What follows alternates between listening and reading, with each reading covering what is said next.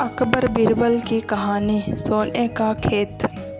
बादशाह अकबर के शयनकक्ष में सफाई करते हुए एक सेवक के हाथ से गिरकर उनका पसंदीदा फूलदान टूट गया। फूलदान टूटने पर सेवक घबरा गया। उसने चुपचाप फूलदान के टुकड़े समेटे और उन्हें बाहर फेंक आया।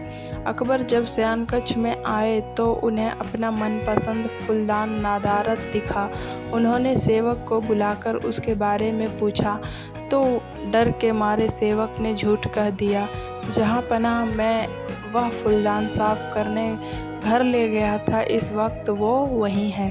अकबर ने सेवक को तुरंत वह फूलदान घर जाकर लाने का आदेश दे दिया। यह आदेश पाकर सेवक के पसीने छूटने लगे। बात छुपाने का कोई औचित्य न देख उसने अकबर को सब कुछ सच सच बता दिया और हाथ जोड़कर माफ़ी मांगने लगा। अकबर फूलदान टूटने की बात पर तो उतने नाराज़ नहीं हुए, लेकिन उन्हें सेवक का झूठ बोलना हजम नहीं हुआ और उन्होंने उसे फांसी की सज़ा सुना दी। सेवक गिड़गिड़ाता रहा, लेकिन अकबर एक ना सुनी। अगले दिन अकबर ने दरबार में इस विषय को चर्चा का मुद्दा बनाया और दरबारियों से पूछा, क्या आप में से किसी ने भी कभी झूठ बोला है? सारे दरबारियों ने एक स्वर में इनकार कर दिया। जब अकबर ने बीरबल से पूछा तो बीरबल बोला, जहाँ पनाह हर इंसान कभी ना कभी झूठ बोलता है। मैंने भी बोला है। मुझे लगता है कि जिस झूठ से किसी को नुकसान ना पहुँचे उसे बोलने में कोई बुराई नहीं है। बीरबल की बात सुनकर अकबर गुस्सा हो गया। उन्होंने उसे फांसी की सज़ा तो नहीं सुनाई, किंतु उसे अपने दरबार से निकाल दिया। बीरबल तुरंत अपने दरबार छोड़कर चला गया। उसे अपनी चिंता नहीं थी, किंतु बिना बात के सेवक का फांसी पर चढ़ जाना उसे गवारा नहीं था। वह उसे बचाने की युक्ति सोचने लगा। कुछ सोच विचार उपरांत उसने घर की जगह सोनार की दुकान की राह पकड़ ली। सोनार को उसने सोने की धान की बाली बनाने कहा। अगली सुबह सोनार ने बीरबल को सोने की बनी धान की बाली बनाकर दे दी, जिसे लेकर बीरबल अकबर के दरबार पहुंचा। दरबार से निकाले जाने के बाद भी वहां आने की बीरबल की हिमाकत देखकर अकबर नाराज हुए, लेकिन बीरबल ने उन्हें अपनी बात सुनने के लिए किसी तरह राजी कर लिया।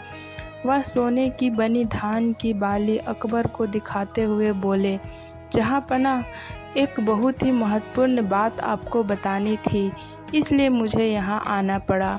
कल शाम घर जाते समय रास्ते में मेरी मुलाकात एक सिद्ध महात्मा से हुई। उन्होंने मुझे ये सोने की धान की बाली देकर कहा है कि किसी उपजाऊ भूमि में इसे लगा देना, इससे उस खेत में सोने की फसल होगी। मैंने एक उपजाऊ भूमि खोज ली है। मैं चाहता हूँ कि सभी दरबारी और आप भी इसे लगाने उस खेत में चलें। आखिर देखें तो सही कि महात्मा की बात कहीं सच है या नहीं। अकबर बीरबल की बात मान गए और दूसरे दिन एक नियत समय पर खेत में पहुंचने के लिए दरबारियों को आदेशित कर दिया। अगले दिन सभी नियत समय पर खेत पर पहुंचे।